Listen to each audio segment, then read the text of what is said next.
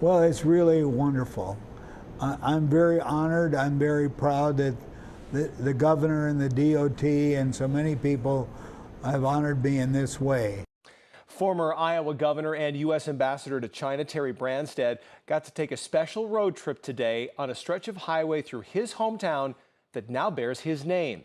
Back in December, when he got the Iowa Award, the dedication of that 36-mile stretch of Iowa Highway 9 through his hometown of Leland was also announced.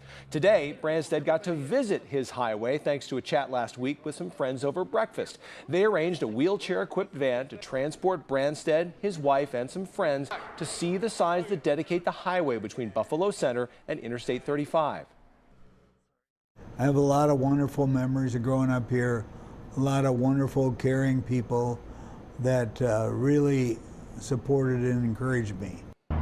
The 36-mile stretch is because of Branstad's 36 years of public service, including 22 as Iowa's governor.